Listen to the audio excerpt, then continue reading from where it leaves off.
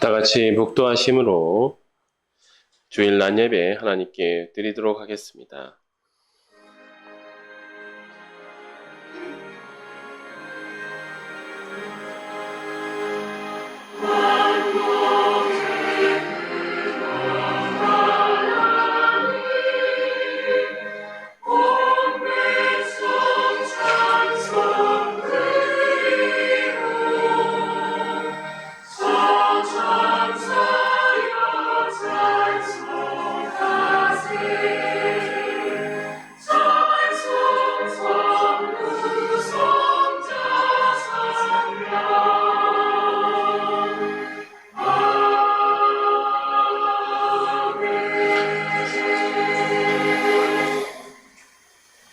하나님은 영이시니 예배하는 자가 영과 진리로 예배할지니라. 아멘. 이 시간 다 같이 일어나셔서 찬송 10장 함께 부르시겠습니다.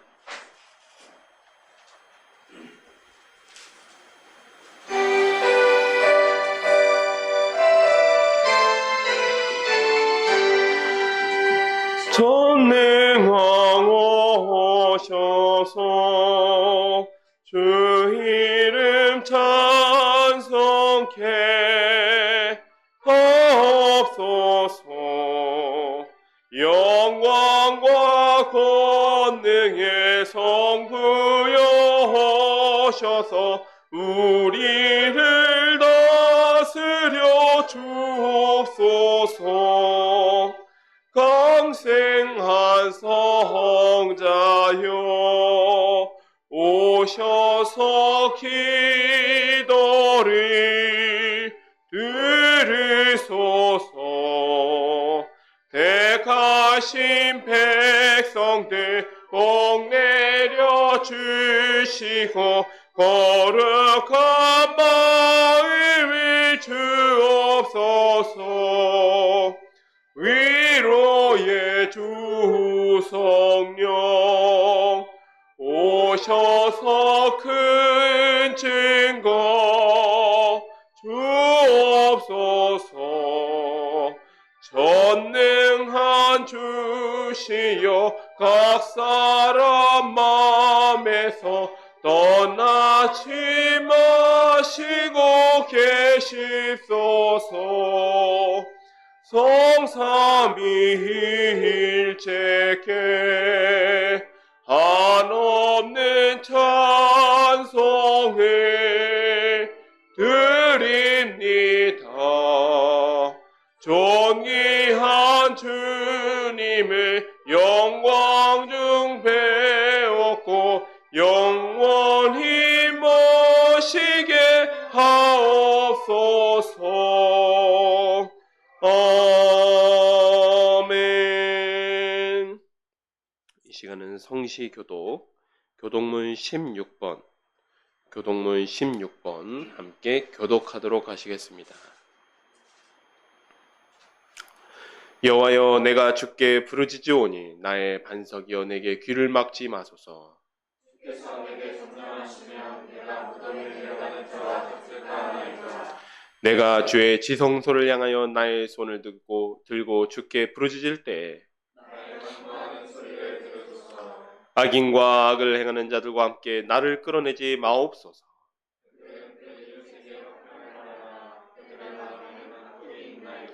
그들은 여호와께서 행하신 일과 손으로 지으신 것을 생각하지 아니하므로 여호와를 찬송하며 여호와는 나의 힘과 나의 방패이시니 여호와는 그들의 힘이시오 그의 기름 부은 자의 구원의 요새시로다. 아멘. 시간은 함께 사도신경으로 신앙 고백을 하도록 하겠습니다.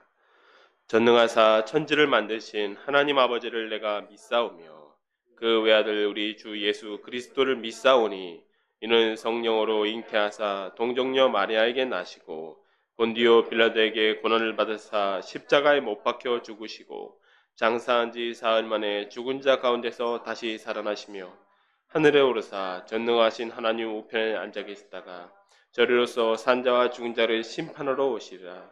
성령을 믿사오며 거룩한 공회와 정도와 서로 교통하는 것과 죄를 사하여 주시는 것과 몸이 다시 사는 것과 영원히 사는 것을 믿사옵나이다. 아멘. 자리에 앉아주시기 바랍니다. 네, 이 시간은 찬송 420장 함께 찬송하시겠습니다.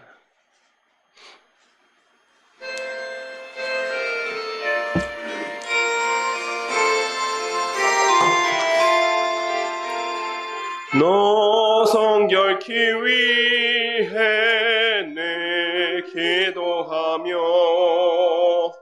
너 주 안에 있어 늘 성경 보고 온 형제들 함께 늘 사귀면서 일하기 전마다 너 기도하라. 너 성결케 위해 내 머리 숙여 저 은밀히 계신 내 주께 빌라. 주 사귀어 살면 주 닮으리니 널 보는 이마다 주 생각하리. 너 성결케 위해 주 따라가고 일 다급하여도 당황치 말고 즐거울 때나 또 슬플 때나 너 주님만 믿고 늘 따라가라. 너 성결케 위해 늘 기도하며 내 소원을 주께 다 맡기어라.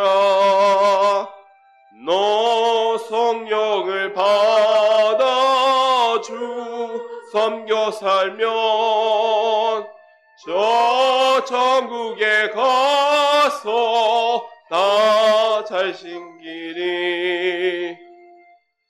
아멘. 이 시간 우리를 대표하여서 양영철 안수 집사님 나오셔서 기도해 주시겠습니다.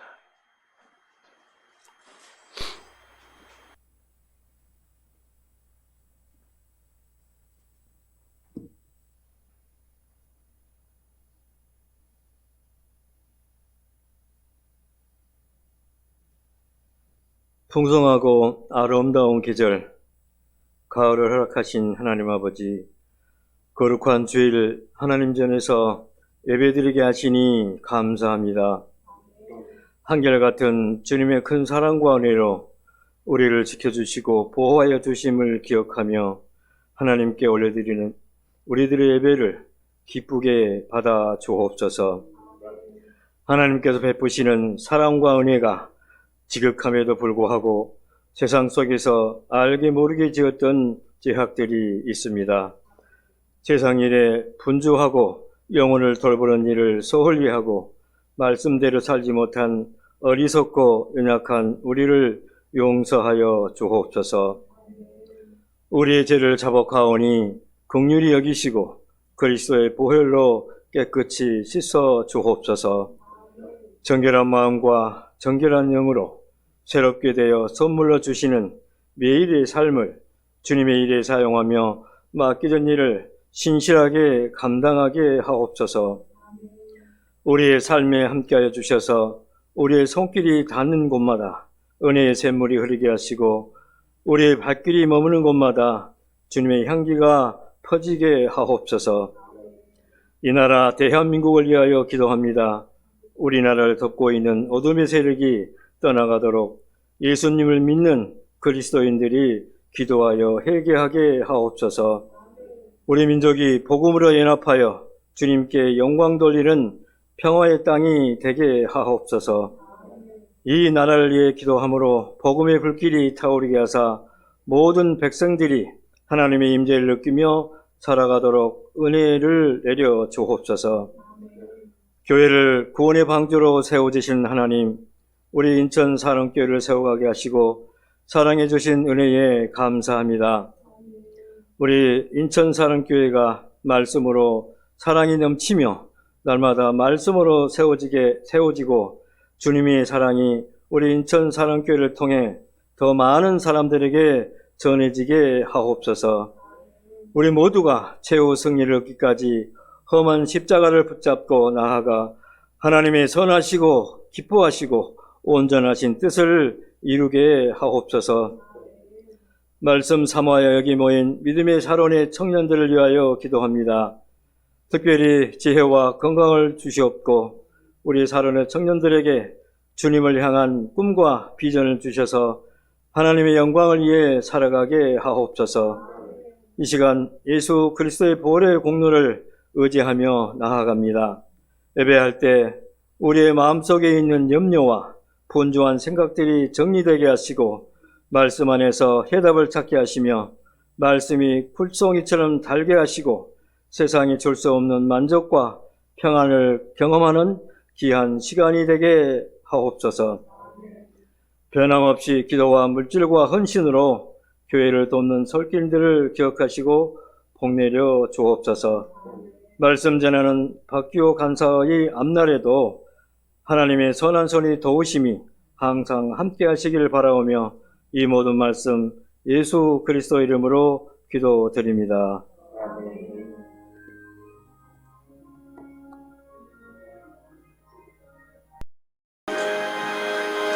진리와 생명 되신 주 이곳을 같이 옵니다. 믿음과 소망 사랑에 한마음 되게 하소서.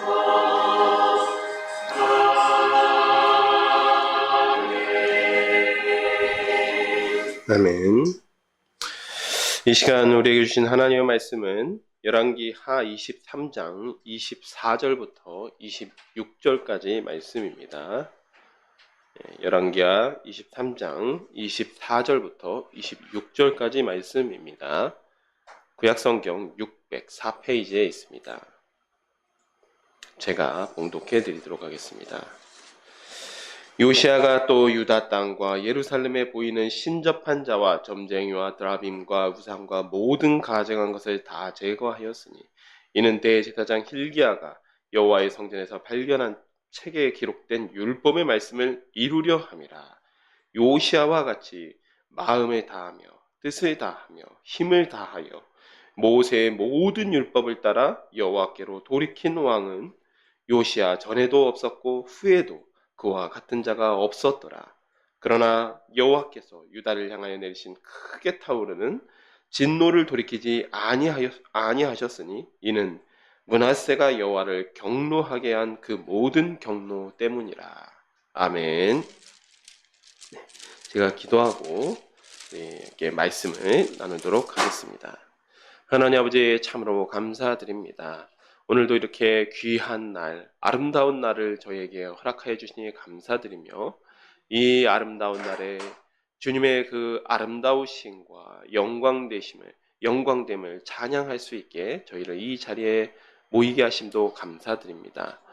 주님, 오늘 주님의 말씀을 듣고자 하오니 저에게 듣는 마음을 허락하여 주시었고 그 듣는 마음 가운데 깨달아 말씀 앞에 순종하게 하여 주시옵소서. 예수님의 이름으로 기도드렸습니다. 아멘. 저희가 지난주에는 히스기야 왕의 공과 과를 히스기야의 평생에 걸쳐서 살펴보는 시간이 있었습니다. 이 히스기야 왕의 공이라고 할 만한 것은 종교 개혁을 통해서 그 아버지 아하스 왕 때부터 섬겨왔던 그 우상 숭배 죄악을 회개하고 또 성전과 유다 전역에 있었던 그런 우상들을 일소했다는 점입니다. 그다음에 히스기야 왕의 관은 무엇이겠습니까? 왕이 되자마자 종교 개혁을 일으켰던 그 어떤 처음 마음을 잊어버리고 아수르로부터 독립하기 위해서 전쟁 준비와 또 외교 관계에 몰입하다가 교만해졌다라는 점이었습니다. 물론 정말 드러내놓고 다른 악한 왕들처럼 드러내놓고 지적할 만한 어떤 그런 크나큰 우상숭배와 같은 죄악은 없었지만 사실은 히스기야 왕도 그 교만 때문에 결국 점점 나빠졌다. 그의 신실한 마음이 처음 같지 않고 점점 나빠졌다라는 점을 보게 되었습니다. 히스기야 왕은 또한 분명히 기도하고 응답받은 왕이었습니다. 기도 응답으로 말미암아서 멸망의 위기에서 유다가 구원을 받았고 또 죽을 병에서도 나음을 입었습니다. 그러나 선지자 이사야를 통해서 하나님께서 전달하신 말씀이었던 내 교만을 회개하라 라고 했던 명령에는 답하지 않았습니다.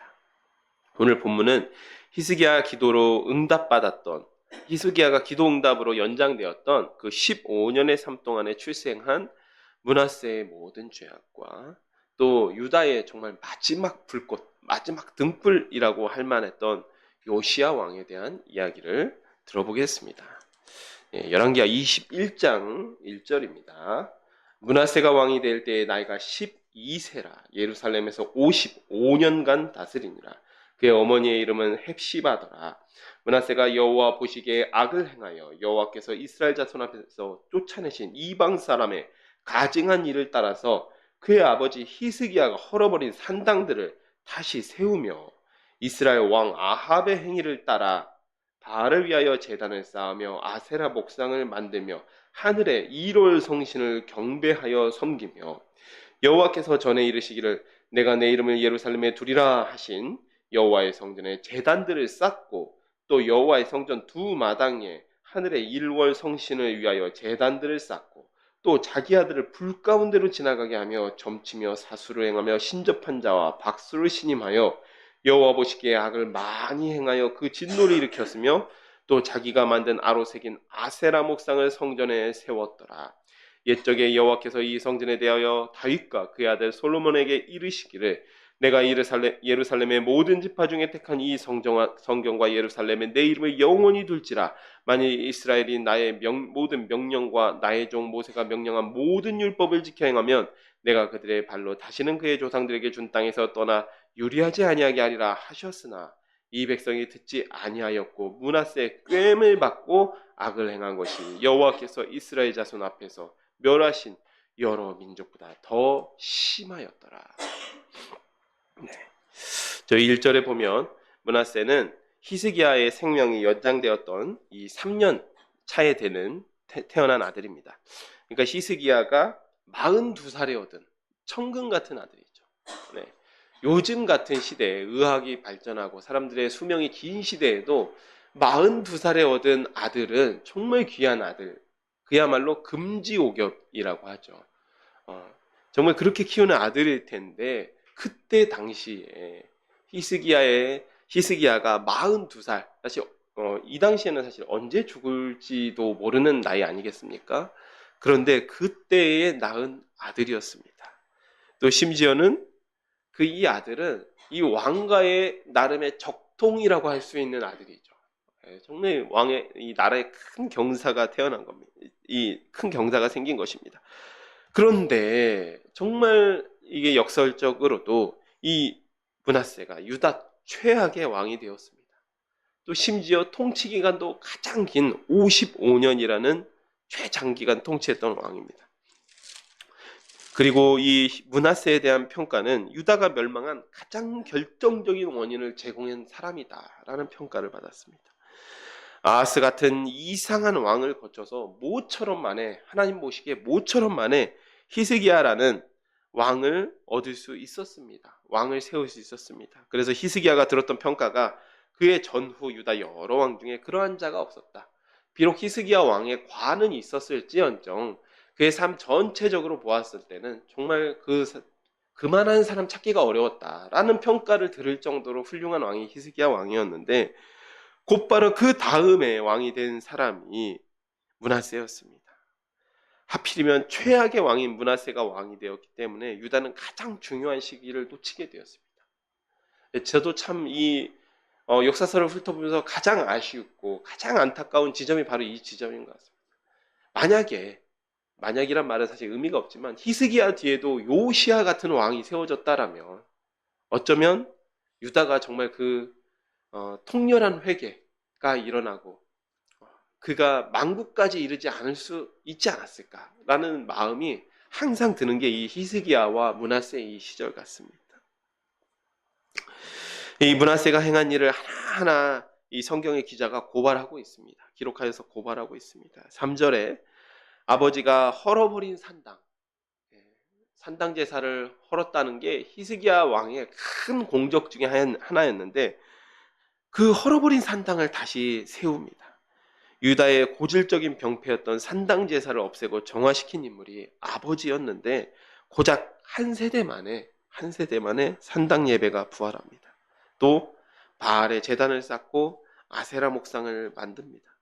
이러한 행위가 하나님 보시기에 얼마나 기가 막힌 일이었으면 이 일을 아합의 행위와 비교하고 있습니다.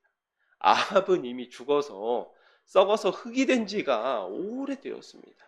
수백 년이 흐른 후인데도 여전히 그가 아합의 행위를 따랐다라고 이야기하고 있습니다.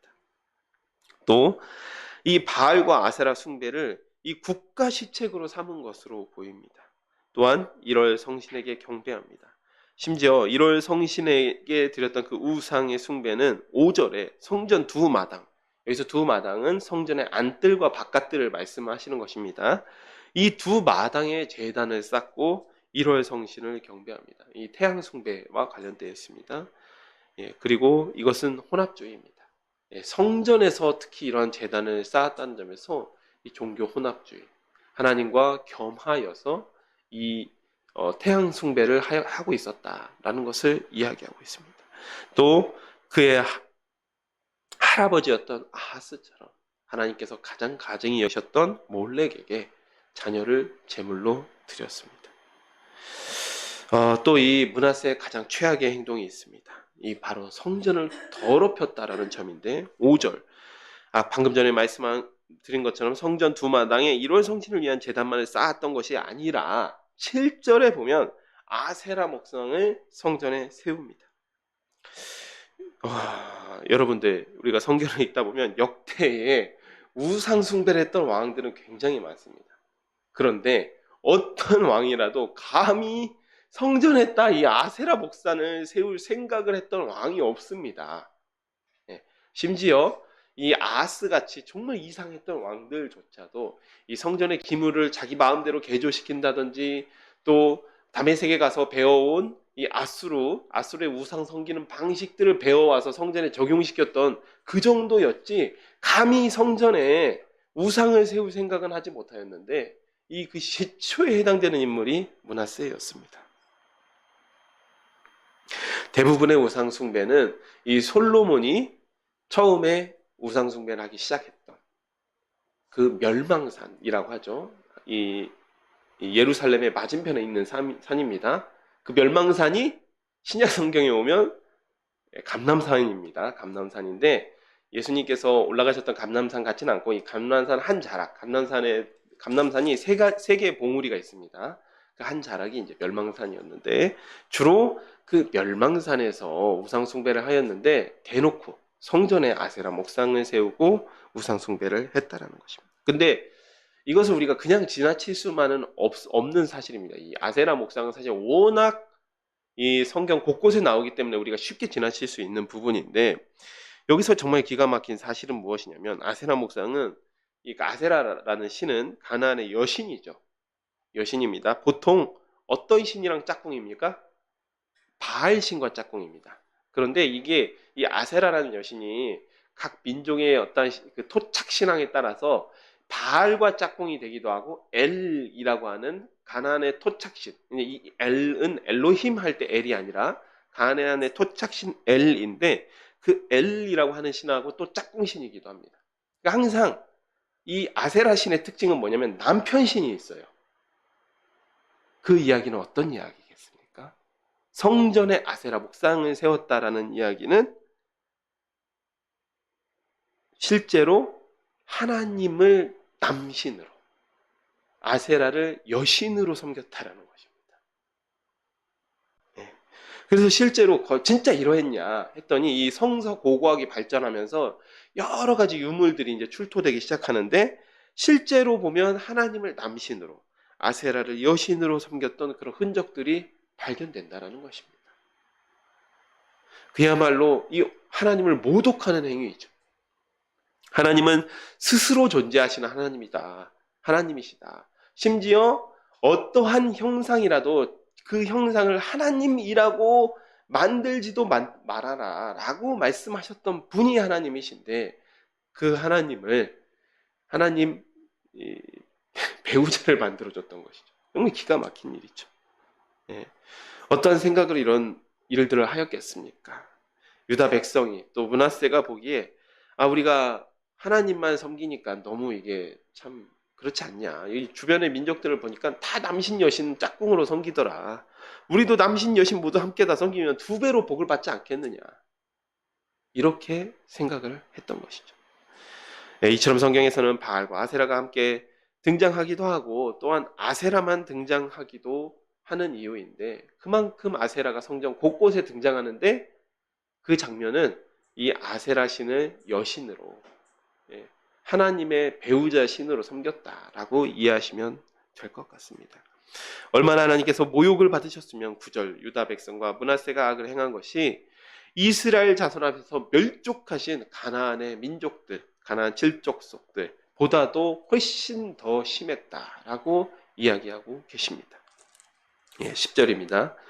여호와께서 그의 종 모든 선지자들을 통하여 말씀하여 이르시되 유다 왕 므낫세가 이 가증한 일과 악을 행함이 그 전에 있었던 아모리 사람들의 행위보다 더욱 심하였고, 또 그들의 우상으로 유다를 범죄하게 하였도다.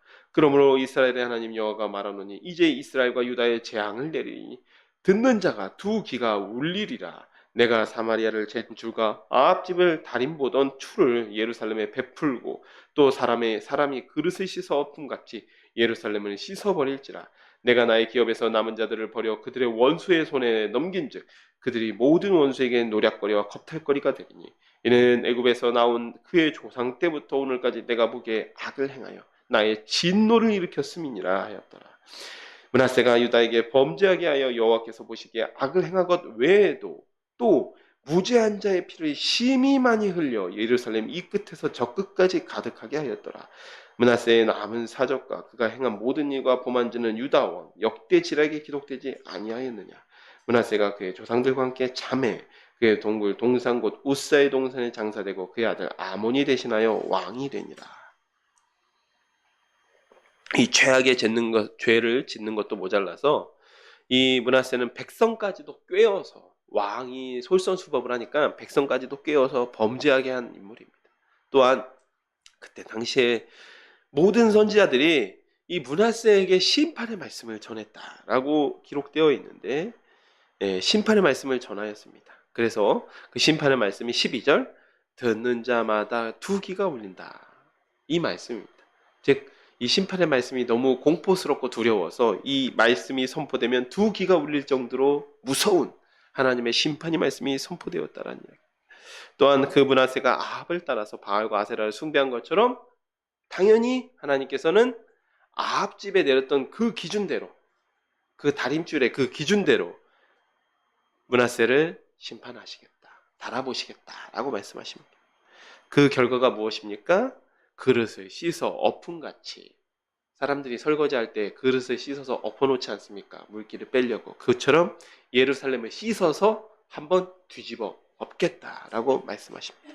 그래서 바벨론에게 포로 잡혀갈 자들은 포로로, 그 외에는 모조리 다 씻어서 엎어버리시는 것입니다.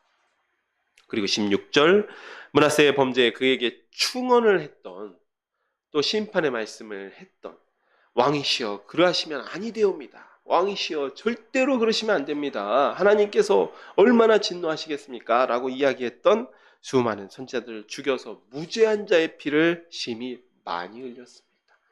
그리고 바로 이때에 선지자 이사야도 순교한 것으로 보입니다. 네. 정말 놀라운 사실이죠. 네. 그래서 심지어 선지자 이사야는 왕실의 종친이에요. 왕실 어른이죠. 왕실 어른이고 뭐고 모조리 다 잡아 주겠다라는 것입니다. 자기 귀에 거슬리는 소리라면 모조리 다 잡아 주겠다는 것입니다. 자, 그리고 19절입니다. 네.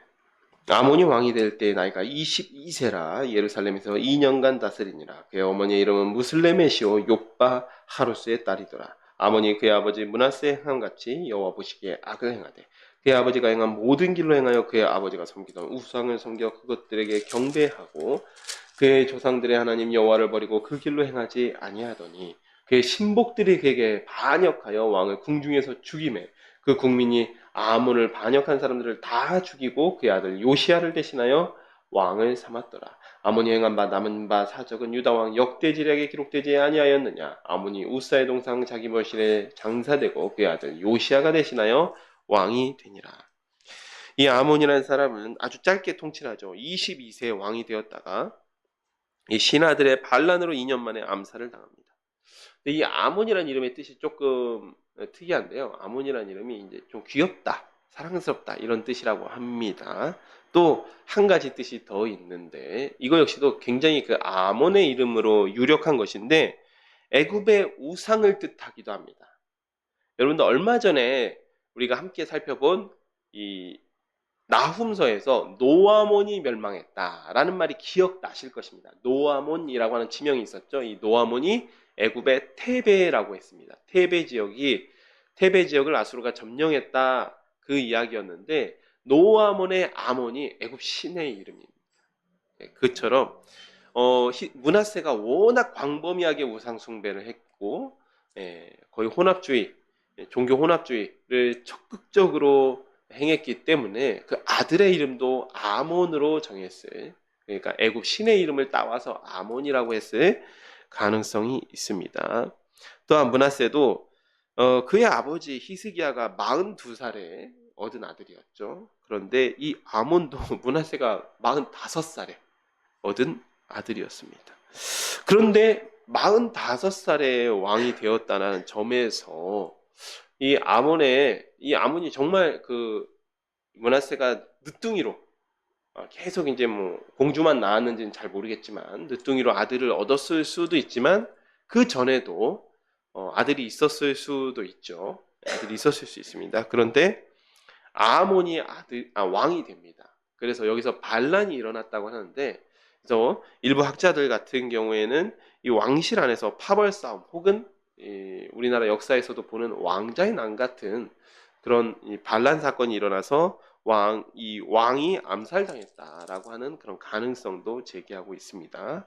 그렇게 해서 드디어 아몬이 죽고 또 그 반란군들을 국민들이 일어나서 모조리 다 죽이고 요시야가 8살에 왕이 되게 됩니다. 드디어 망해가던 유다의 마지막 등불 같던 요시야 왕이 등장합니다. 이 부분은 이제 내용이 좀 길기 때문에 조금 빨리 읽도록 하겠습니다. 1절입니다. 요시야가 왕위에 오를 때 나이가 8세라 예루살렘에서 31년간 다스리니라. 그의 어머니의 이름은 여디다요. 여디다라는 말은 여디디야, 하나님께 사랑받는 자다 이런 뜻입니다. 보스갓 아다야의 딸이더라. 요시야가 여호와 보시기에 정직히 행하여 그의 조상 다윗의 모든 길로 행하고 좌우로 치우치지 아니하였더라. 요시야 왕 18째 해에 왕이 무슬람의 손자 아살리아의 아들 서기과 사반을 여호와의 성전에 보내며 이르되 너는 대제사장 hil기야에게 올라가서 백성이 여호와의 성전에 드린 은 곧 문 지킨 자가 수납한 은을 계산하여 성전에 여호와의 성전을 맡은 감독자의 손에 넘겨 그들이 여호와의 성전에 있는 작업자에게 주어 성전에 부서진 것을 수리하게 하되 곧 목수와 건축자와 미장에게 주게 하고 또 제목과 다듬은 돌을 사서 그 성전을 수리하게 하라. 그러나 그들의 손에 맡긴 은을 회개하지 말지니라. 이는 그들이 진실하게 행함이니라. 대제사장 hil기야가 서기관 사반에게 이르되 내가 여호와의 성전에서 율법책을 발견하였노라 하고 hil기야가 그 책을 사반에게 주니 사반이 읽으니라. 서기관 사반이 왕에게 돌아가서 보고하여 이르되 왕의 신복들이 성전에서 찾아낸 돈을 쏟아 여호와의 성전을 만든 감동자의 손에 맡겼나이다 하고 또 서기관 사반이 왕에게 말하여 이르되 제사장 hil기야가 내게 책을 주더이다 하고 사반이 왕의 앞에서 읽음에 왕이 율법 책임을 듣자 곧 그의 옷을 찢으니라. 왕이 제사장 hil기야와 사반의 아들 아히감과 이가야의 아들 악볼과 서기관 사반과 왕의 시종 아사야에게 명령하여 이르되 너희는 가서 나의 백성과 온 유다를 위하여 이 발견한 책의 말씀에 대하여 여호와께 물으라. 우리 조상들이 이 책의 말씀을 듣지 아니하며 이 책에 우리를 위하여 기록된 모든 것을 행하지 아니하였으므로 여호와께서 우리에게 내리신 진노가 크도다. 네. 이 요시야 왕의 개혁이 시작되게 됩니다. 시작되는 내용입니다. 1절에 요시야 왕이 8살의 왕이 되어서 유다의 마지막 선한 왕으로 기록되어 있습니다. 자, 2절에 보면 이 요시야 왕의 삶의 전반, 통치 전반에 대한 평가가 조상 다윗의 길로 행하여 좌우로 치우치지 않았다. 굉장히 담백하게 평가한 것 같은데 사실 그렇지 않습니다. 극찬입니다. 유다의 선왕이라고 할 만한 사람들이 몇 있었죠. 그런데 이런 평가를 들었던 왕은 한 3분밖에 없습니다. 이 3분이 아사, 히스기야, 요시야입니다. 그러니까 하나님 보시기에 또 이 역사가가 보기에도 정말 이렇게 진실되고 신실한 왕은 없었다. 비교 불가였다라고 기록할 만큼 평가할 만한 왕이 요시야 왕이었다는 것입니다. 유다 왕 중에 정말 최고의 평가입니다. 요시야가 8살의 왕이 되고 훌륭한 신앙인으로 성장을 했죠. 그래서 18년, 요시야 왕 18년에 이제 성전을 재건하게 됩니다. 그런데 그가 훌륭한 신앙인으로 성장하게 된 것은 주변에 좋은 인물들이 또한 있었던 것 같습니다. 그 인물이 또 누구냐? 선지자 예레미야도 요시야 13년부터 활동하기 시작하긴 하였는데 이 선지자 스바냐가 그 역할을 한 것으로 보입니다. 이 스바냐 같은 경우에는 족보상으로는 요시야 왕의 조카뻘 되는 인물입니다. 우리가 시간이 좀 부족하기 때문에 스바냐서를 따로 살펴보진 않겠지만 여러분 이제 스바냐서 1장을 보시면 스바냐가 자기 족보를 기록하고 있는데 히스기야의 현손이다, 즉 히스기야의 고손이다부터 기록하고 있어요. 히스기야의 고손이다. 그러니까 족보상으로 보면 요시야보다는 이제 조카뻘이죠. 근데 나이는 요시야보다 많았던 것 같습니다. 그래서 이 선지자 스바냐가 굉장히 그 요시야 옆에서 그 요시야를 올바른 길로 인도하기 위해서 굉장히 노력했던 인물 같고, 또 요시야는 그런 스바냐의 지도를 받아서, 왕실 종친인 스바냐의 지도를 받아서 좌우로 치우치지 아니하고 그대로 가르쳐준 그대로 행했던 것 같습니다. 그러나 그랬던 것 같습니다. 그렇게 요시야 18년이 되어서야 이제 성전을 보수하기 시작합니다. 그런데 18년 되자마자 이제 성전을 보수한 건 아니고요. 이제 역대상을 잘 보면, 역대하를 우리가 잘 보면 요시야 왕 12년부터 이제 이 개혁이 일어나기 시작합니다. 그러니까 이 6년 정도 자금을 모았던 것 같아요. 그래서 여기 보면 이제 은을 모았다라는 장면이 나오죠. 그러니까 이 연보함에 딱 6년 정도는 성전 보수 자금을 모았던 것이죠. 왜냐하면 성전이 무려 57년간이나 거의 방치되어 있던 상황이었기 때문에 이 성전 보수 자금을 6년 동안이나 모아서 이 성전을 재건하기 시작합니다. 그래서 총책임자로 대제사장 hil기야를 임명하고 왕실 연락책으로 서기관 사반을 임명하여서 파견합니다. 그런데 여기서 이 서기관 사반이라는 인물이 정말 경건한 3대라고 할 만한 인물입니다. 사반, 또 그 아들 아히야, 또 아히감, 또 그 아들이었던 그달랴까지. 그달랴는 마지막 유다가 멸망하고 유다 총독으로 임명됐던 인물이죠. 정말 신실했던 3대가 경건했던 집안입니다. 정말 쉽지 않죠. 현재에도 쉽지 않은데 그런 엄혹한 시기에도 3대가 경건했던 집안입니다. 또 아히감 같은 인물은 예레미야 선지자가 죽지 않도록 변호했던 인물이기도 합니다. 또 므낫세로부터 57년간이나 방치되고 온갖 일월성신 숭배며 아세라 목상으로 난잡해진 성전을 재건하기 위해서 이런 훌륭한 인물들을 임명했던 것이고, 또 이러한 인물이 성경을 읽어주었기 때문에 이사야가 아니라 요시야 왕도 그 개혁의 탄력을 받아서 그가 뉘우치고 개혁의 탄력을 받아서 종교 개혁을 완수할 수 있었던 것입니다. 그런데 성전을 재건하다 8절 율법책을 발견합니다. 이 율법책이 핫토라라고 합니다. 핫토라. 핫이란 말, 하라고 하는 것은 이제 정관사고 토라를 발견했다. 토라는 우리가 오경을 지칭하는 말이죠. 예. 그래서 이 율법책을 발견하게 됩니다. 원래 율법책이 있어야 되는 위치가 어디였죠? 혹시 기억나십니까? 우리가 여기서 이 율법책을 이른바 이 학자들이 신명기라고 추정하는 이유 중에 하나, 여러 가지 이유들이 있는데요. 신명기 31장 26절을 보면요.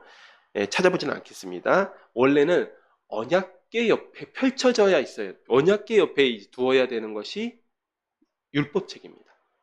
그런데 어디서 발견되었냐면 이 나중에 여러분 찾아보시기 바랍니다. 역대하 34장을 보면요. 이 율법책이 연보함에서 발견됩니다. 지금 여기서도 그런 정황이 보이죠. 은을 회개하는 기사, 은을 그 연보함에 모여진 성전 재건 자금을 회개하는데 거기서 갑자기 이 토라가 나온 겁니다. 율법책이 발견된 겁니다. 그러니까 이 율법책은 이제 우리가 추정해 볼 수 있겠죠. 그때 당시 사람들도 몰랐어요. 왜 이 율법책이 연보함 안에 들어가 있는지 몰랐어요. 아마도 므낫세 시기에 방치되었다가 우연히 연보함 속에 들어갔거나 혹은 어떠한 경건한 인물이 므낫세의 폭정을 저 보아하니 이거 여기 있다, 이거 불태워질 수도 있겠다 싶으니까 연보함 안에다 숨겨뒀을 가능성도 있습니다. 그래서 이 율법책은 이제 신명기로 추정을 하는데 10절에 대제사장 hil기야가 서기관 사반에게 주고 사반이 가져가서 왕 앞에서 책을 읽어 주었습니다. 그런데 읽어만 주었는데도 왕이 그 말을 듣고 옷을 찢고 회개를 하게 됩니다. 13절에 옷을 찢기만 한 것이 아니라 말씀 앞에서 죄를 깨닫고 여호와께서 우리에게 내리신 진노가 크도다라고 깨닫는 장면이 나옵니다. 그리고 예루살렘에 살던, 이거는 가장 가까운 데 있었던 것 같습니다. 예루살렘에 살던 여선지자 훌다에게 어떻게 해야 되는지 이제 물어보게 됩니다. 이 여선지자 훌다의 말씀이 14절부터 기록되어 있습니다. 이에 제사장 hil기야와 또 아히감과 악볼과 사방과 아사야가 여선지자 훌다에게로 나아가니 그는 할하스의 손자 디과의 아들로서 예복을 주관하는 살룸의 아내라 예루살렘 둘째 구역에 거주하였더라. 그들이 그와 더불어 말하며 훌다가 그들에게 이르되 이스라엘 하나님 여호와의 말씀이 너희는 너희를 내게 보낸 사람에게 말하기를 여호와의 말씀이 내가 이곳과 그 주민에게 재앙을 내리되 곧 유다 왕이 읽은 책의 모든 말대로 하리니 이는 이 백성이 나를 버리고 다른 신에게 분향하며 그들의 손에 모든 행위로 나를 경노하게 하였음이라. 그러므로 내가 이곳을 향하여 내린 진노가 꺼지지 아니하리라 하셨느니라. 너희를 보내 여호와께 묻게 한 유다 왕에게는 너희가 이렇게 말하라. 이스라엘의 하나님 여호와가 이같이 말씀하셨느니라. 내가 들은 말에 대하여는 내가 이곳과 그 주민에게 대하여 빈터가 되고 저주가 되리라 한 말을 내가 듣고 마음이 부드러워져서 여호와 곧 내 앞에서 겸비하여 옷을 찢고 통곡하였으므로 나도 내 말을 들었노라. 여호와가 말하였느니라. 그러므로 보라, 내가 너로 너희 조상들에게 돌아가 평안히 묘실로 들어가게 하리니 내가 이곳에서 내리는 모든 재앙을 내 눈이 보지 못하리라 하셨느니라. 아니 사자들이 왕에게 보고하니라.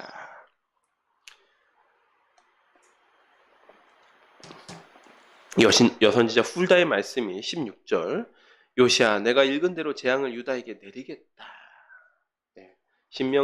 신명기에 그 말씀이 있죠. 또 17절에 이 백성이 나를 버리고 다른 신들에게 분향하며 나를 경노하게 한 죄, 므낫세의 꿰매에 빠져서 우상 숭배한 죄에 대해서 그 진노는 결단코 사라지지 않는다. 진노의 불길은 꺼지지 않는다. 고 말씀하십니다. 그리고 19절 다만 내가 그 말씀 앞에서 스스로 겸비하여서 죄를 깨달아 뉘우쳤기 때문에 내가 죽은 후에 이 모든 일이 이루어질 것이다 라고 말씀하십니다. 그런데 여기부터 이 요시야 왕의 태도가 정말 훌륭합니다. 여러분 히스기야 왕 같았으면 어떻겠습니까? 내 생전에 평안하면 주의 말씀이 선하니이다 하고 넘어갔겠죠. 히스기야 왕은 그러지 않았습니까? 하지만 요시야 왕은 이 말을 듣고 오히려 더 뜨겁게 타오릅니다. 더 뜨겁게 하나님을 향한 마음이 타올라서 종교개혁을 일으키게 됩니다.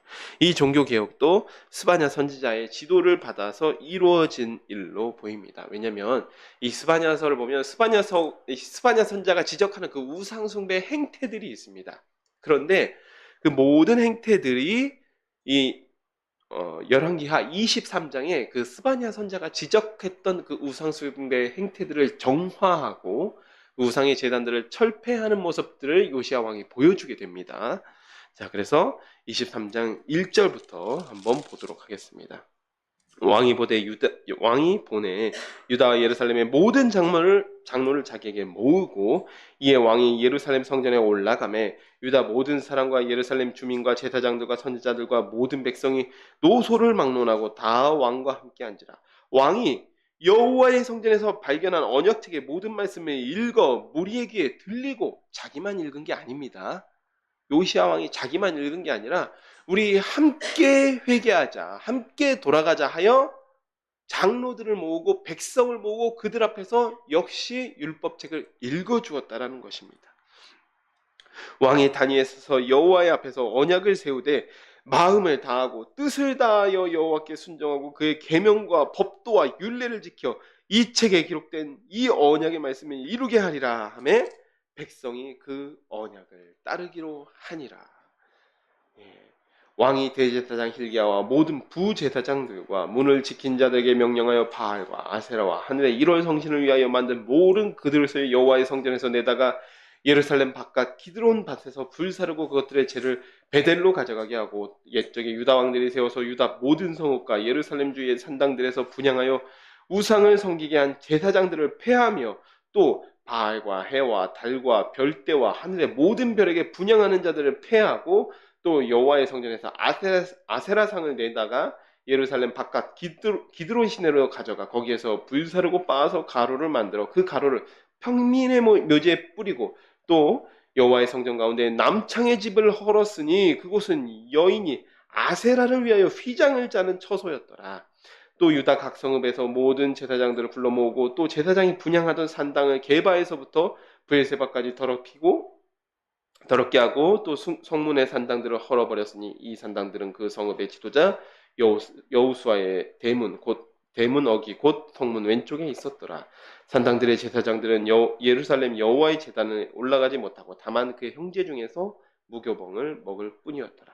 왕이 또 흰놈의 아들 골짜기에 도벳을 더럽게 하여 어떤 사람도 몰록에게 드리기 위하여 자기의 자녀를 불로 지나가지 못하게 하고 또 유다 여러 왕이 태양을 위하여 드린 말들을 제하여 버렸으니 이 말들은 여호와의 성전으로 들어가는 곳의 근처 넷이 나단 멜렉의 집 곁에 있던 것이며 또 태양 수레를 불사르고 유다 여러 왕이 아하스의 다락 지붕에 세운 제단들과 므낫세가 여호와의 성전 두 마당에 세운 제단들을 왕이 다 헐고 거기서 빻아내려서 그것들의 가루를 기드론 시내에 쏟아버리고 또 예루살렘 앞 멸망의 산 오른쪽에 세운 산당들을 왕이 더럽게 하였으니 이는 옛적에 이스라엘 왕 솔로몬이 시돈 사람의 가증한 아스타롯과 모압 사람의 가증한 그모스와 암몬 사람의 가증한 밀곰, 이 몰렉입니다. 밀곰을 위하여 세웠던 것이며 왕이 또 석상들을 깨뜨리며 아세라 목상들을 찍고 사람들의 해골로 그것을 채웠더라. 또한 이스라엘에게 범죄하게 한 느바세 아들 여로보암이 베델에 세운 제단과 산당을 왕이 헐고 또 그 산당을 불사르고 빻아서 가루를 만들며 또 아세라 목상을 불살랐더라. 요시아가 몸을 돌이켜 산에 있는 무덤들을 보고 보내어 그 무덤에서 해골을 가져다가 제단 위에서 불살라 그 제단을 더럽게 하니라. 이 일을 하나님의 사람이 전하였더니 그 전한 여호와의 말씀대로 되었더라. 요시아가 이르되 내게 보이는 저것이 무슨 비석이냐 하니 성읍 사람들이 그에게 말하되 왕께서 베델의 제단에 대하여 행하신 이 일을 전하러 유다에서 왔던 하나님의 사람의 묘실이니이다 하니라. 이르되 그대로 두고 그의 뼈를 옮기지 말라 하며 무리가 그의 뼈와 사마리아에서 온 선지자의 뼈는 그대로 두었더라. 전에 이스라엘 여러 왕이 사마리아 각 성읍에 지어서 여호와를 경노하게 한 그 산당을 요시아가 다 제거하여 베델에서 행한 모든 일대로 행하고 또 거기에 있는 산당의 제사장들을 다 제단 위에서 죽이고 사람의 해골을 제단 위에서 불사르고 예루살렘으로 돌아왔더라. 요시아의 개혁에 대해서 지금 읽었습니다. 요시아 왕의 율법을 듣고 난 이후의 행적이 정말 훌륭합니다. 1절에서 3절에 왕이 혼자 하는 것이 아니라 유다 장로와 전 회중을 모았습니다. 그리고 자기가 듣고 깨달은 그 율법을 들려주어 백성들로 하여금 깨달아서 백성들 스스로 언약을 지키고 따르게 하였습니다. 그래서 요시아 왕의 종교 개혁 내용을 보면 이 4절에서 7절이 가장 우선이 이제 성전을 정화합니다. 아버지 므낫세가 세웠던 1월 성신의 제단들, 또 아세라 목상을 불사릅니다.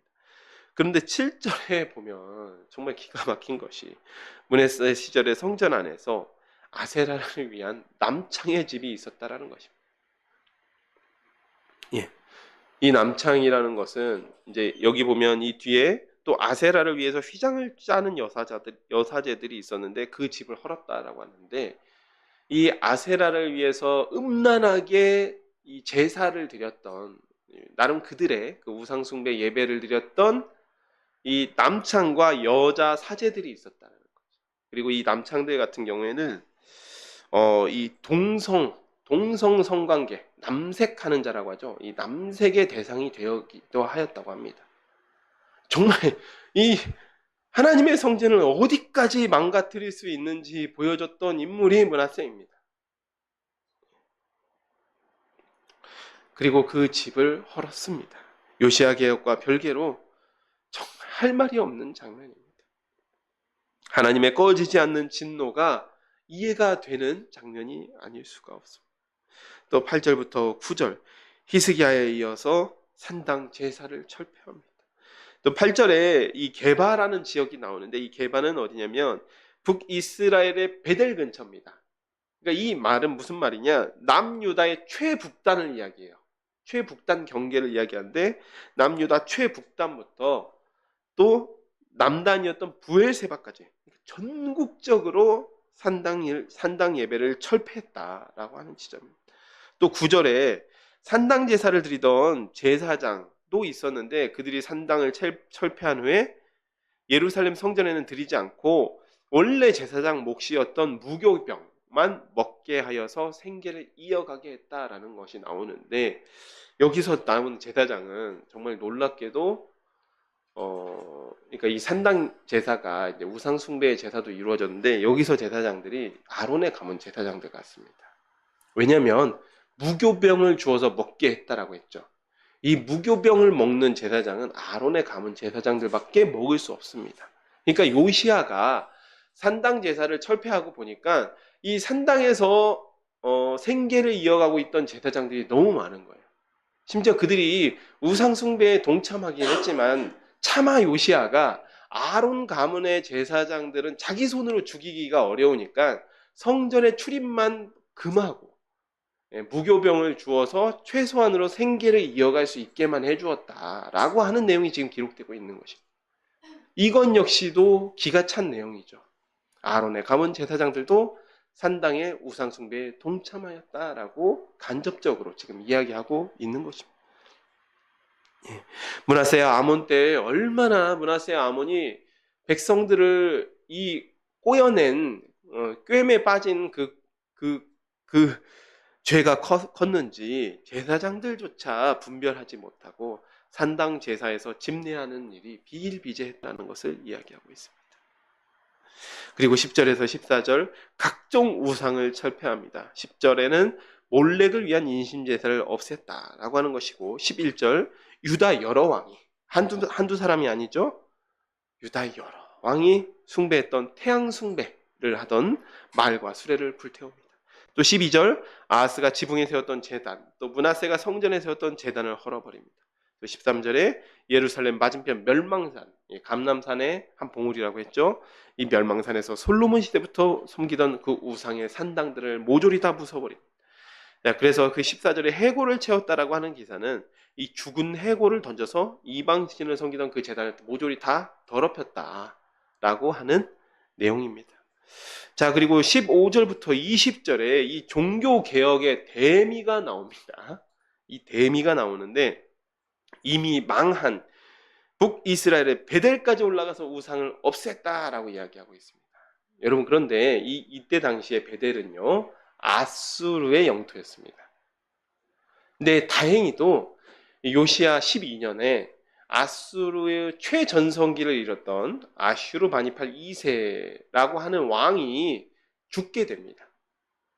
그러니까 이 아슈르바니팔 2세가 죽고 이 아수르가 후계자 문제 때문에 내분이 나요. 그러니까 아수르의 이 지배력이 약화된 틈을 타서 이 베델까지 올라가서 아주 적극적으로 종교 개혁을 하고 있는 모습을 15절부터 다루고 있는 것입니다. 예.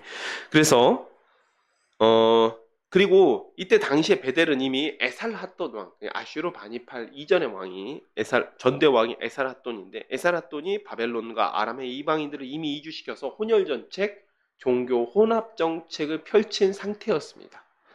사마리아인들, 예수님 시대의 사마리아인들의 조상이 이미 그때부터 거주하고 있었다라는 것이죠.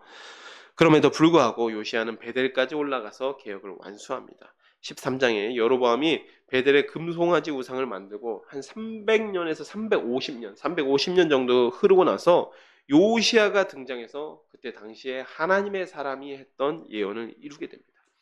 베델의 금송아지가 하나님을 어지간히 속상하게 하였으면 하나님께서 한 350년 정도가 지났는데도 절대 잊지 않으시는 거예요. 그리고 내가 그 예언대로 내가 이 베델의 금송아지 우상을 섬기던 그 제사장들을 모조리 참살하고 그 금송아지 제단을 내가 무너뜨렸다. 요시야 왕을 통해서 반드시 이루었다. 라고 지금 기록하고 있는 것입니다. 자, 그리고 이유는 이제 종교개혁 같은 데에 이루어졌던 유월절을 지킨 이야기와 요시야 왕의 나머지 그 통치에 대한 평가입니다. 왕이 무백성에게 명령하여 이르되 이 언약책에 기록된 대로 너희의 하나님 여호와를 위하여 유월절을 지키라 하며 사사가 이스라엘을 다스리던 시대부터, 히스기야 왕 때는 유다 왕 솔로몬 시대부터라고 기록되었는데 그보다 더 앞서서 사사가 이스라엘을 다스리던 시대부터 이스라엘 여러 왕의 시대와 유다 여러 왕의 시대에 이렇게 유월절을 지킨 일이 없었나니 요시야 왕 18째 해에 예루살렘에서 여호와 앞에 이 유월절을 지켰더라. 요시아가 또 유다 땅과 예루살렘에 보이는 신접한 자와 점쟁이와 드라빈과 우상과 모든 가증한 것을 다 제거하였으니 이는 대제사장 hil기야가 여호와의 성전에서 발견한 책에 기록된 율법의 말씀을 이루려 함이라. 요시아와 같이 마음을 다하며 뜻을 다하며 힘을 다하여 모세의 모든 율법을 따라 여호와께로 돌이키는 왕은 요시아 전에도 없었고 후에도 그와 같은 자가 없었더라. 그러나 여호와께서 유다를 향하여 내리신 그 크게 타오르는 진노를 돌이키지 아니하였으니 이는 므낫세가 여호와를 경노하게 한 그 모든 경노 때문이라. 여호와께서 이르시되 내가 이스라엘을 물리친 것 같이 유다도 내 앞에서 물리치며 내가 택한 이 성 예루살렘과 내 이름을 거기에 두리라 한 이 성전을 버리리라 하셨더라. 요시아의 남은 사적과 행한 모든 일은 유다 왕 역대 지략에 기록되지 아니하였느냐. 요시아 당시에 애굽의 왕 바로 느고가 아수르 왕을 치고자 하여 유브라데 강으로 올라가므로 요시아 왕이 맞서 나갔더니 애굽 왕이 요시아를 무깃도에서 만났을 때 죽인지라. 신복들이 그의 시체를 병거에 싣고 무깃도에서 예루살렘으로 돌아와 그 무덤에 장사하니 백성들이 요시아의 아들 여호아스를 데려다가 그에게 기름 붓고 그의 아버지를 대신하여 왕으로 삼았더라. 이렇게 요시아의 통치가 끝나게 됩니다. 이 종교개혁이 같은 해 1월에 요시아 18년 1월에 율법에 기록된 대로 유월절을 지키게 됩니다. 히스기야 왕도 유월절을 정말 오랜만에 지키게 됐지만 히스기야 왕은 좀 준비가 미흡했어요. 종교개혁을 일으키다 보니까 준비가 미흡해서 원래는 1월 달에 지켰어야 되는데 2월 달에 지키게 되죠. 근데 그것조차도 2월에 지킨 유월절조차도 솔로몬 왕 시대에 이런 식으로 유월절을 지킨 왕이 없었다라는 평가를 들었는데 정말 레위기에 기록된 그대로 유월절을 지킨 요시야 왕이 하나님께서 얼마나 이뻐 보였는지 사사 시대부터로. 그 얘기는 어떤 얘기입니까? 여호수아 이후부터 이렇게까지 정확하고 진실하고 기쁨으로 하나님 앞에 유월절을 지킨 왕이 요시야 전에도 없었고 후에도 없었다라고 기록되고 있습니다. 이제 여러분, 심지어는 요시야 왕이 정말 그대로만 지킨 것이 아니라 정말 기쁨으로 이 유월절을 지켰다라고 하는 내용이 역대하 15장에 나오는데요. 역대하 35장에 나오는데, 요시야가 유월절을 지키기 위해서 모인 백성들에게 개인 재산을 줍니다. 개인 재산 중에서 요시야 왕의 그 개인 재산 중에 어린 양과 염소를 각각 3만 마리, 그리고 숫소 3천 마리를 유월절 제물로 주었다라고 기록되어 있습니다.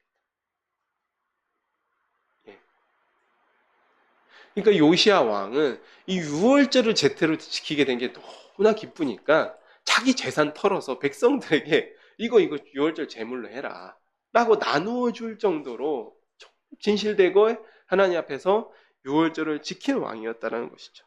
이런 요시야의 삶에 대한 평가가 25절에 나옵니다. 요시야와 같이 마음을 다하며 뜻을 다하며 힘을 다하여 율법을 지키고자 한 인물이 요시야 전후에 없었다. 여러분, 율법을 지켰다라고 이야기하지만 이거 무엇입니까? 신명기 말씀 우리가 알고 있지 않습니까?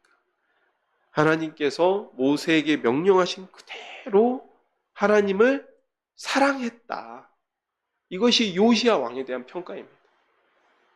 하나님께서 너희 이렇게 좀 나를 사랑해봐라 라고 모세를 통하여 말씀하신 정말 그대로 지켜서 하나님을 사랑하는 왕이 없었다는 것입니다.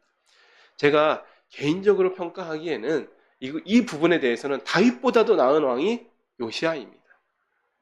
정말 요시야에 대해서는 다윗의 길로 행했다라고 평가하고 있지만 사실은 다윗도 성경 그대로 율법 그대로 지키지 못한 부분들이 있었거든요. 그렇지 않습니까? 그런데 이 요시야 왕은 정말 있는 그대로, 자기가 들은 그대로, 깨달은 그대로, 자기가 읽은 그대로 하나님 앞에서 행하여서 하나님을 사랑했다라고 기록되어 있습니다. 그러나 이렇게 하나님을 가장 사랑했던 왕이라고 평가를 받는 요시야의 삶조차도 므낫세가 범한 죄를 돌이키기에는 너무 늦었다라고 말씀하고 있습니다. 예, 우리 사자성어로 이런 말이 있죠. 만시지탄이다. 너무 늦었다.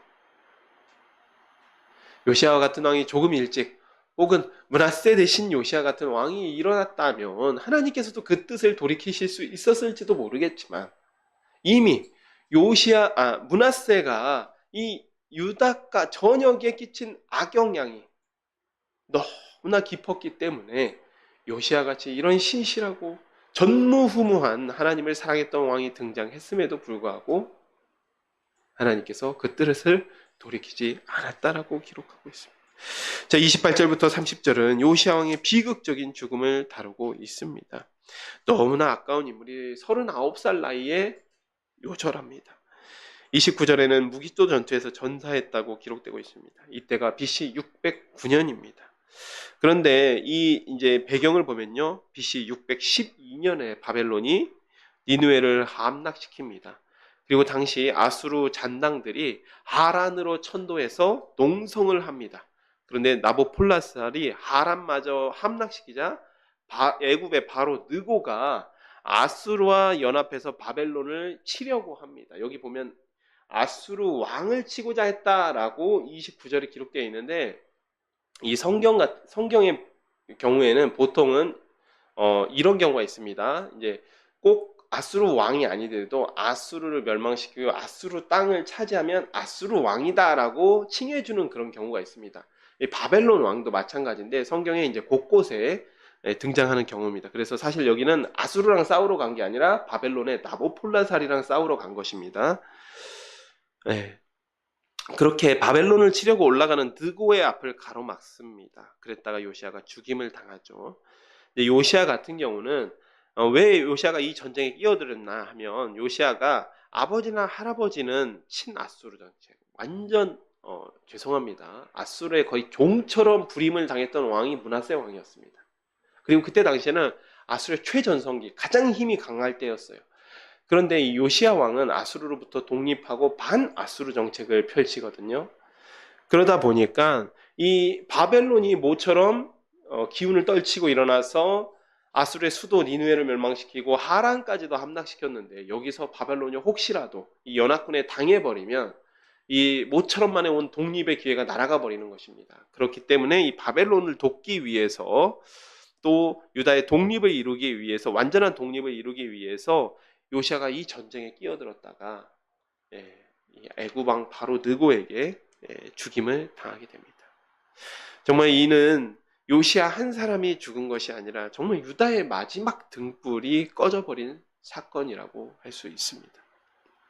네. 그리고 요시아 왕이 죽고 그 아들 여호아스가 왕이 됩니다.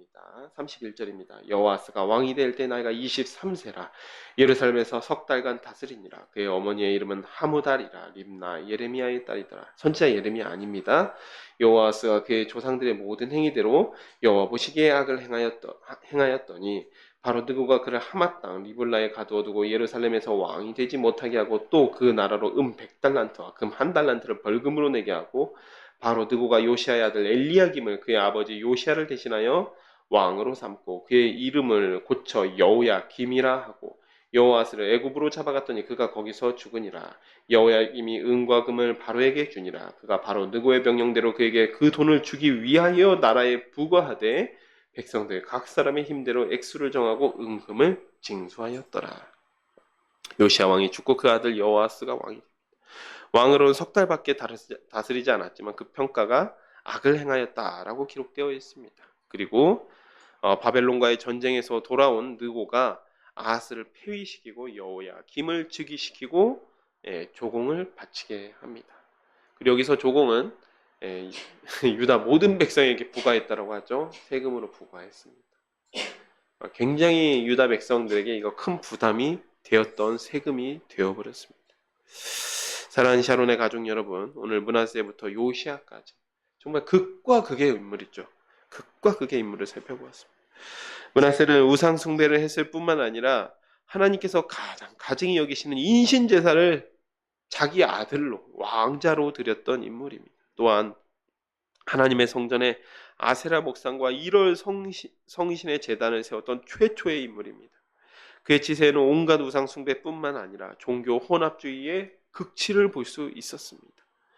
반면에 요시아 왕은 스바냐 선지자의 지도를 받아 이스라엘 역사상 가장 완벽한 종교개혁을 이루었던 왕이었습니다. 하나님께서도 그의 일생을 극찬하실 정도로 철저하게 하나님 중심적인 하나님을 사랑하는 마음을 가지고 살았던 인물입니다. 또한 서기관 사반이 율법책을 낭독할 때 통곡하며 옷을 찢을 정도로 하나님의 말씀 앞에 그대로 순종했던 인물입니다. 그 결정적인 차이는 하나님의 말씀을 들을 귀가 있는가 없는가에서 비롯됩니다. 므낫세 때에도 이사야 선지자와 또 이름이 기록되지 않은 선지자들이 있었습니다. 또 그들이 므낫세에게 그러하지 마시옵소서라고 충고했습니다. 그러나 므낫세는 그들의 말을 듣지 아니하고 선지자들을 죽입니다. 그러나 요시아는 므낫세보다 어린 8살의 왕이 되었지만 전혀 다른 삶을 살게 됩니다.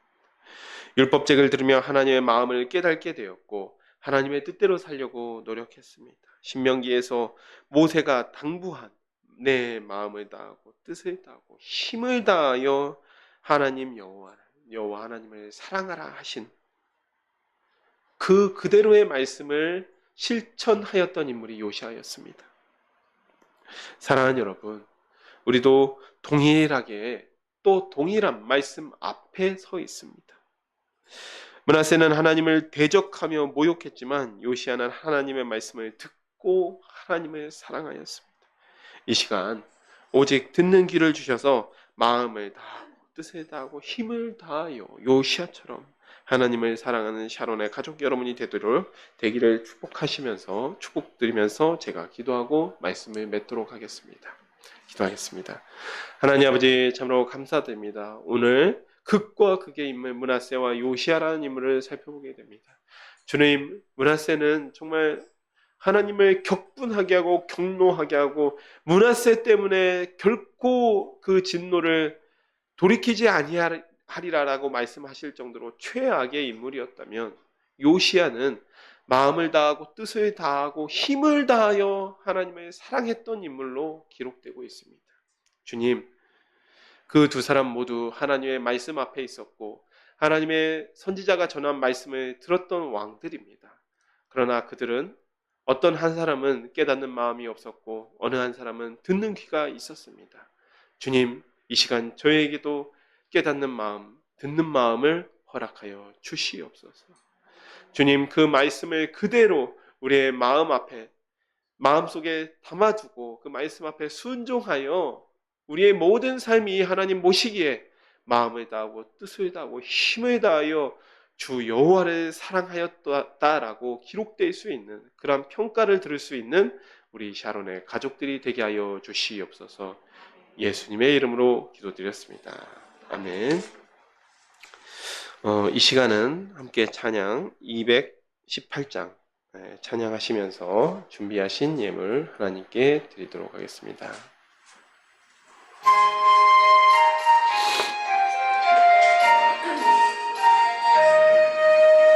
내 마음과 정성을 다하여서 주 너의 하나님을 사랑하라.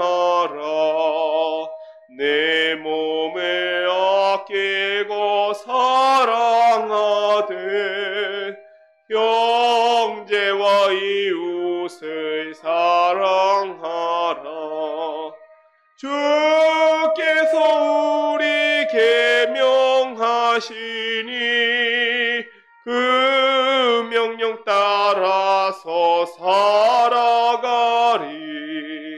널 미워 해치는 원수라도 언제나 너 그렇게 사랑하라. 널 핍박하는 자 위에서도 신실한 마음으로 복을 빌라. 주께서 우리 계명하시니 그 명령 따라서 살아가리. 나 항상 주님을 멀리하고 형제를 사랑하지 못하였다. 이러한 죄인을 사랑하사 주께서 몸 버려 죽으셨다. 속죄의 큰 사랑 받으니 몸 내 생명 다 바쳐 충성하리. 아멘. 드려진 헌금을 위해서 제가 기도하겠습니다. 하나님 아버지, 참으로 감사드립니다. 주님, 죽을 수밖에 없는 죄인을 주님을 경배하고 찬양하는 자리에 불러주심도 감사한데 또한 매일같이 살아갈 수 있는 은혜와 사랑을 베풀어 주심에 감사드립니다. 주님, 또한 저희가 이 자리에 나오며 저희의 적지만 저희 주님 물질을 구별하여서 나왔습니다. 드려진 물질들 하나님께서 드린 손길들 하나님께서 기억하여 주시고 이 물질이 사용되는 곳마다 주님의 나라가 확장되며 주님의 이름이 높아지게 하여 주시옵소서. 예수님의 이름으로 기도드렸습니다. 아멘. 네.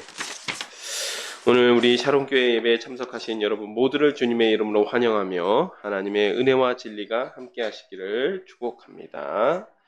네, 오늘은 우리 순예지 성도님이 어제 지난주에 정식으로 저희 교회 교인으로 등록을 하셨기 때문에 우리 또 환영하는 시간, 물론 계속 예배에 참석하시긴 하였지만 환영하는 시간을 갖도록 하겠습니다. 좀 앞으로 나와 주시겠어요? 네. 네. 네, 이 시간 사실 서로 굉장히 민망한 시간이지만 네, 그래도 우리 기쁨으로 함께 환영해 주셨으면 감사하겠습니다. 네. 으로 환영합니다. 주의 사랑으로 사랑합니다.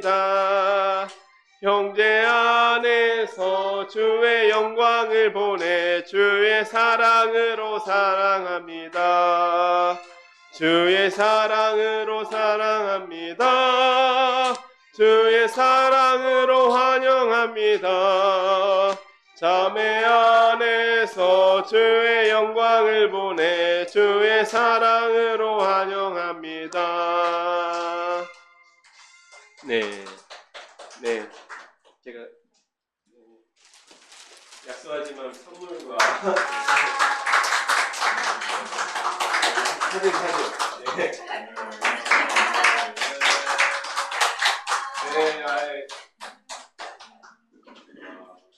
네, 감사합니다. 네, 계속 봐왔던 얼굴에게 또 이렇게 환영하니까 참 서로 쑥스럽긴 한데, 그래도 감사합니다. 예, 그리고 밑에 보면 우리 교회 기도 제목이 있습니다. 기도할 때 한 번씩 생각나실 때마다 교회를 위해서 함께 기도해 주시면 감사하겠습니다. 네, 그렇다면 이 시간 우리 찬송 3장 하시고 3장 찬송하시고 주기도문으로 예배를 마치도록 하겠습니다. 네, 일어나서 찬송하시겠습니다. 무성자와 성령 찬송과 영광 돌려보내세 대초로 지금까지 또 영원 무궁토록 성삼위께 영광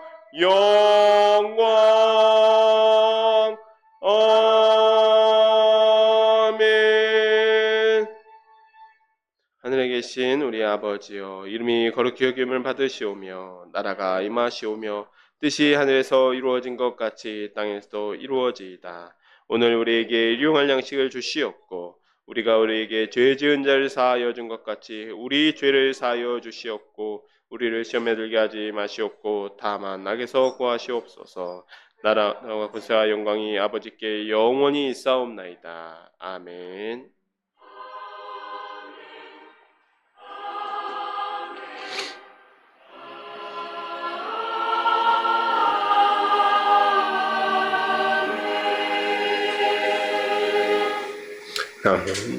네, 예배 마쳤습니다. 하나님께 영광의 박수 올려드리겠습니다.